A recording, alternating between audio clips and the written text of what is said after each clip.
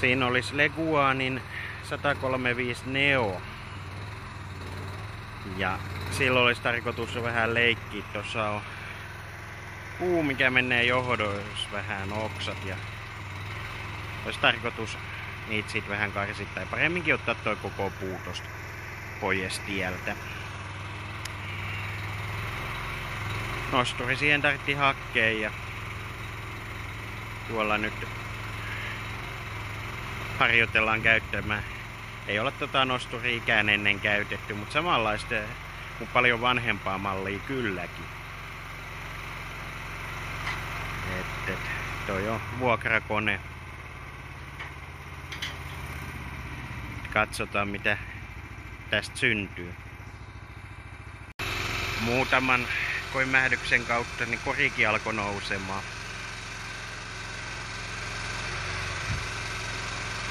Aika teknisiä laitteita nää nykyään on.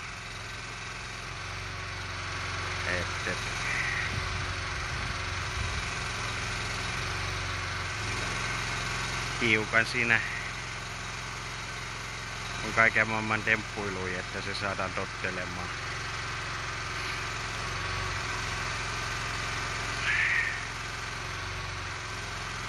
Sitten on jo näppärä, että se saa tuossa kärryllä olla, ettei sitä tarvitse ottaa alas sieltä välttämättä.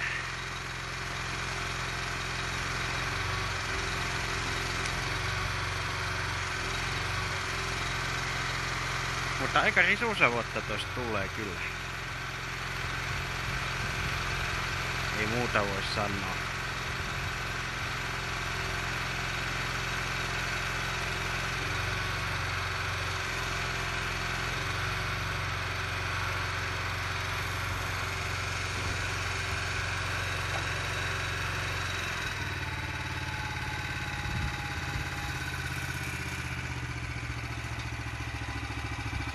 Tuossa on Hondan koneen keulalla, mistä tää saa voimansa. Ja sitten käsittääkseni tätä pystyy myöskin verkkovirralla syöttämään, nyt toi ei olisi pakollinen.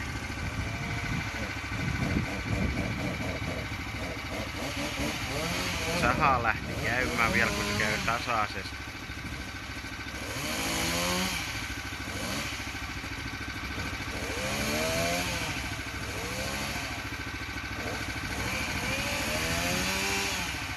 Aikamoiseksi lehmus on kasvanut 40 vuodessa.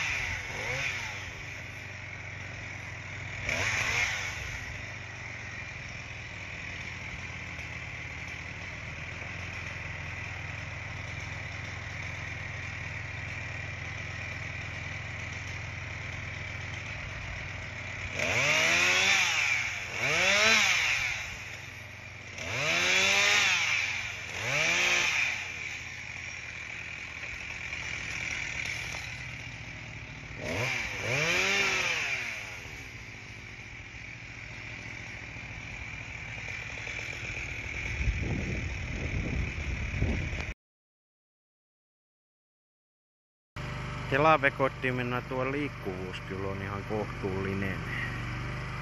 Ei voi moittia kyllä. Talvikelissäkin niin ei mitään ongelmia siinä mielessä.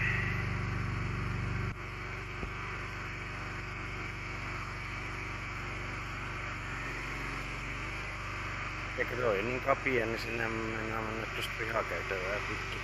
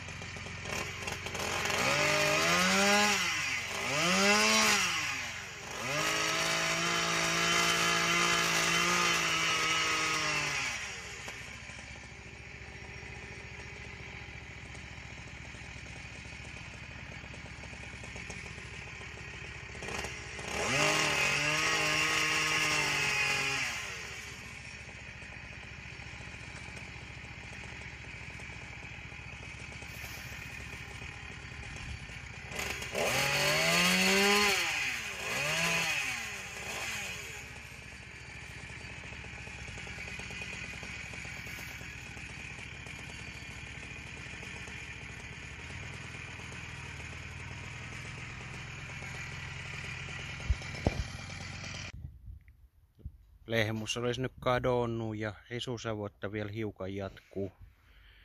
Pöllipinkkoisiin tuli. Haaras on jo kohtuullisesti alkanut lahota. Kyllä tää ihan aiheellinen kaato on ollut. Ottaa huomioon, kun tän keskemmällä ei paljon kylällä sitten pysty tää puukaan olemaan. Tää on ihan ydinkeskustasta. Tuossa on sitten naapurillani Timolla vähän halkomista, kun se noin klapeiksi tekee. Vielä täytyy tuosta risut kerätä hakkeeksi ja käydä viemässä kaverille, niin saa ne hakettaa sitten joskus kun haluaa. Mutta